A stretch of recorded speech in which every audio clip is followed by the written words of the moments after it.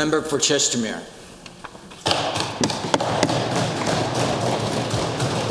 Thank you, Mr. Speaker, and I apologize if my voice cracks today.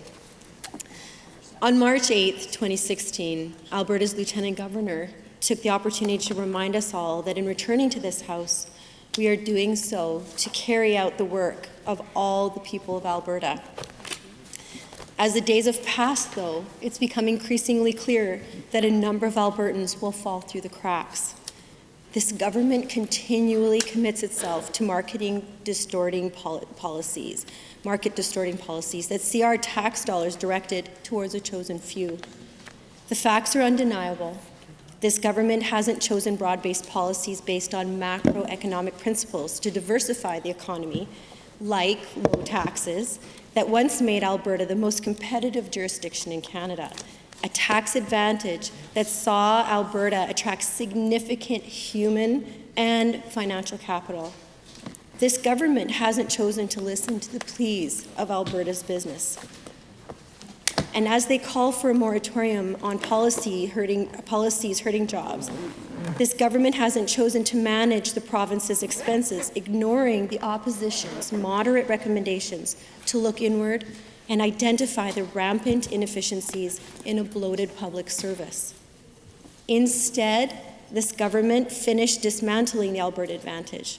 Instead, our debt grows, and with it, concerns about further tax increases. Instead, Albertans continue to face uncertainty about a carbon tax that fails to be truly revenue neutral. Instead, we see numerous financial incentive programs designed to help the few and not the many. If Alberta is no longer an attractive place to invest, it's not the high construction costs that have been a constant feature of our economy, and it's not that petrochemical investment is innately risky. It's because this government dismantled all of the pieces that made Alberta a place where business wanted to invest capital. In the days since the throne speech, Mr. Speaker, all of the members of this House have been subjected to a series of hollow talking points on government-driven economic diversification. Government-driven economic diversifications seems to be something that the government misguidedly believes to have been implicitly successful a policy over the years. They'd probably say Klein was wrong to move away entirely from this strategy, but in reality, conservative estimates place the cost of these failed policies in Alberta at $2.2 billion in 1990s dollars. Though what is colloquially referred to as the dirty dozen, Alberta's lost billions of dollars chasing the siren song of taxpayer-funded diversification projects. And I'm going to give you some examples of some of these projects. The Alberta Pacific forest industry, where the province was forced by falling pulp prices to write off $155 million in interest owed in order to receive back the initial $250 million it had loaned the mill. Projects like Canadian Commercial Bank, the largest bank failure in Canadian history, estimated to have cost Alberta taxpayers $56 million. Projects like Chem Biomed that saw the government losses of nearly $44 million. Gainers, which after defaulting on $135 million loans surrendered the meatpacking plant to the government only to see the business operating at a loss, costing Albertans $209 million in total. Projects like General Systems Research, specializing in industrial laser technology, whose failure lost the government $30.6 million. Projects like the Lloydminster bi-provincial upgrader. And we know that the government is particularly interested in upgrading, but there are risks. Alberta made a $423 million investment in this project. From this multi-million-dollar project, Alberta received $32 million when it cut its losses. Projects like the Magnesium Company of Canada, which after construction saw world magnesium prices plunge, saddling Albertans with a debt of $164 million.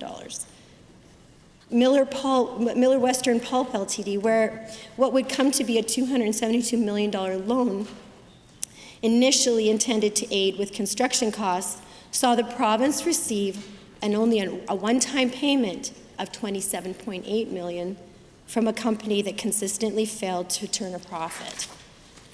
Northern Light Canola, a cooperative canola crushing plant, which saw both losses of farmers' initial investment and $50 million in government losses. And finally, Novotel, a cell phone manufacturer, where the extent of the financial hit to Albertans was estimated by Alberta's then Auditor General to be between $544 million and $614 million. The province has also experienced a handful of qualified successes, those too, but most of these successes were based on the hydrocarbon energy sector, but it did little to lower the province's dependency on oil and gas sector. So we are stewards of the taxes Albertans pay, stewards of the resource rents, and Albertans are entitled to, and we are stewards of the revenue received from the corporate taxes that belong to all Albertans. Subjecting Albertans to risk and liability has consistently proven to be a dangerous course. And Albertans are worried. This government won't even admit that targeted incentive programs with limited funding will consistently lead to choosing winners and losers. The government needs to recognize that this creates undue risk to Alberta's taxpayers. The government needs to recognize that in this fragile economy, you've already asked Albertans to pay more. When you increase the liability to Albertans with financially risky projects, and when you fail to properly manage the province's expenditure, Albertans fear that further tax increases, which impact the business's bottom line, are pending. Even the $500 million in grant money for petrochemical diversification intended to help propane and methane projects, and not, for example, ethanol developments or decarbonization projects, where lower taxes, red tape reduction, further regulatory streamlining, or a commitment to reviewing policies like the minimum wage increases are all broad-based policies that would help any industry with an idea supported by the free market and economics that enter this game. The government is choosing policies to help a select few, and the government is leaving Albertans behind. Governments are terrible at choosing winners, and I'm sure you've heard this before, and losers are great at choosing governments. In choosing these winners and losers, this government will leave more and more Albertans behind. Governments face a terrible... Besides again, could you speak through the Absolutely, I'm sorry, sir, thank you. Mr. Speaker. Governments face a terrible and ultimately cost asymmetry of information when negotiating deals for the government investments in highly technical areas. This is the fear we hold while the government pursues ambitious economic diversification projects that have not in the past proven to be a safe and prosperous economic course.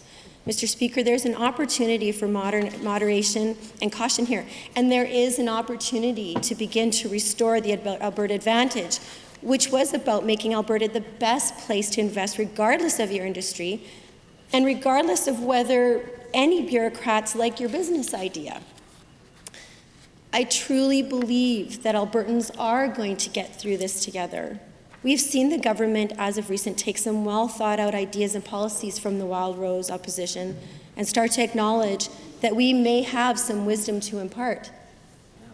We've seen small changes in the government, like moderate outcomes from the royalty review. But as an Albertan, I still long to see the government show the same passion and conviction for the people of Alberta, their jobs, and the economy as they do for other matters close to the hearts of Albertans, like schools, roads, and safe environments for all of our children. The government certainly has not held back from these issues, nor would we want them to. We simply demand that the same time and energy and deep-seated convictions in their actions and words when it comes to the livelihoods of Albertans. Mr. Speaker, I'm still waiting for the government that is actually willing to stand up for our resources and our talent, and not to mention the diversity that already exists in this vast, beautiful, and resource-rich province of ours. This means understanding the industry that helped build the province that we all love. It means fighting for pipelines, not talking about them. It means being the front runner in a world where we are now in competition with those who would once seek out our resources. Please do not turn your back on Albertans in their time of greatest need. Stand up for their jobs and for their livelihoods. The prosperity and respect you garner will come to you full circle as you implement the social programs that are sustainable and improve the quality of life for so many Albertans that you wish to help. You cannot do this, Mr. Speaker, if you attack the very prosperity that helped you get to where you yourselves are today. Thank you.